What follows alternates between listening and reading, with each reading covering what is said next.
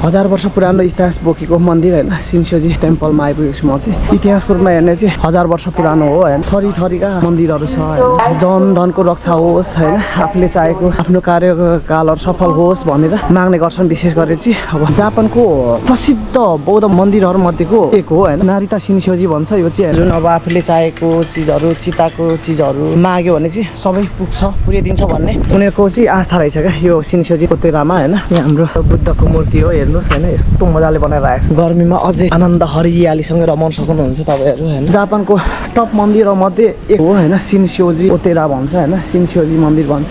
कहिले जाने भन्ने सोचिरहेको थिएँ हैन यो मन्दिरमा। अनि आज चाहिँ फाइनल्ली आउने समय मिल्यो। जान चाहेको ठाउँमा जानलाई पनि सायद नै जुर्नु पर्छ क्या तपाईँहरू हैन। काम गर्दा गर्दा हैन बोरिङ भएको छ हैन, एकदम स्ट्रेस जमेको छ। अब काम गर्दा गर्दा वाक्क हुन्छ नि त, बोरिङ हुन्छ नि त हैन। जापानमा हैन व्यस्त हैन, नेपाल जस्तो हैन अब गफ गर्ने साथीभाइ नि हुँदैन नि त हैन। त्यतिखेर तपाईँहरू यस्तो मन्दिरहरू जानुहोस्, मनलाई आनन्द, मनलाई शान्ति मिल्छ क्या यस्तो मन्दिरहरू गयो भने हैन। मनलाई शान्ति मिलोस् भन्न चाहनुहुन्छ भने यस्तो मन्दिरहरू जानुहोस् क्या। अनि भिडियो बनाउनु आएको त यस्तो बबाल ठाउँ रहेछ क्या, जापानको इतिहास बोकेको ठाउँ हो क्या। पुराना घरहरू, पुराना बजार हैन, पुराना परम्परागत वास्तुकलाहरूलाई हैन संरक्षण गरिराखेको रहेछ क्या यो ठाउँ चाहिँ। यो मन्दिर चाहिँ अब हजारौँ वर्ष पहिला बनाएको मन्दिरहरू हो हैन। यिनीहरू चाहिँ हजारौँ वर्ष पहिलाको इतिहास बोकेको छ यो मन्दिरले चाहिँ हैन। चाहिँ मागेर यसो राख छोड्यो भने हैन रिजल्ट आएपछि हेर्न सक्नुहुन्छ तपाईँले माग चिज पुगेन भनेर।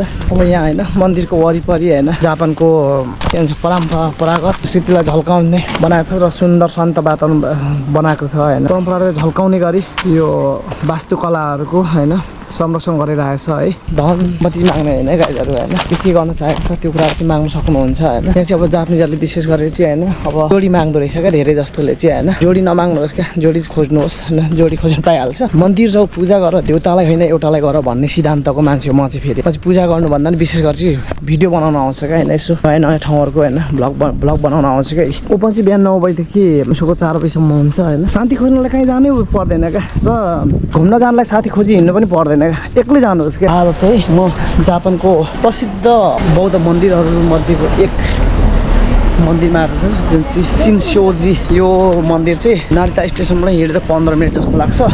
नारिता एयरपोर्टबाट त्यस्तै 10-15 किलोमिटरको दुरीमा छ। यहाँ चाहिँ गाडीमा आउनुभयो भने चाहिँ त्यही ट्राफिक अनुसार 10-15 मिनट लाग्छ। नारिता एयरपोर्टबाट त्यही हो ट्रेनमा 10-15 मिनट लाग्छ है त मन्दिर आइपुग्न चाहिँ।